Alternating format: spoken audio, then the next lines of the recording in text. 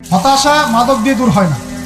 হতাশা দূর হবে, বলে দিব, তিনটা জিনিস, মাত্র তিনটা। কয়টা ভাই? এক, 5 ওয়াক্ত নামাজ। এক কি? নামাজে আপনি অজু করে সেজদা দেন, ইনশাল্লাহ আপনার মনে প্রশান্তি না আসলে আমাকে এসে বলেন যে আসে না। চোখের পানি, মনের আবেগ যা আছে আপনার ভিতরে, কষ্ট, দুঃখ, যন্ত্রণা, সব আল্লাহকে ঢেলে দিবেন ইনশাল্লাহ। নিজের আবেগ ধরে রাখবেন এখানে, আপনি আল্লাহর জন্য ঢেলে দিবেন। মানুষকে আবেগ দেখা কি লাভ? মানুষ আপনার চোখের পানির মর্ম বুঝবে?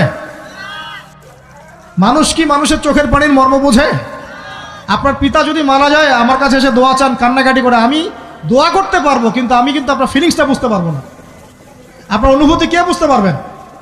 আল্লাহ পাক আপনার ঘাড়ের রগের চেয়েও কাছে আছেন। সুবহানাল্লাহ, সুবহানাল্লাহ। আল্লাহ পাক ঘাড়ের রগের চেয়ে কাছে আছে। গতকালকে বাংলাদেশের একজন বরেণ্য আলেমের সাথে একটা কনফারেন্সে ছিলাম।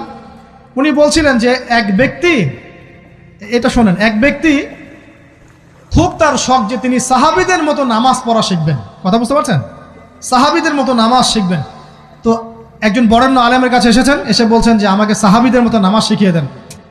তখন সেই আলেম আরেকজন আলেমের সন্ধান দিয়েছেন, যে তুমি তার কাছে যাও, তিনি শেখাবেন। তো সেই ব্যক্তি একটু অবাক হয়েছেন, কারণ যাকে প্রশ্ন করেছিলেন তিনি অনেক বড় মুহাদ্দিস, আর যার কাছে পাঠানো হচ্ছে তিনি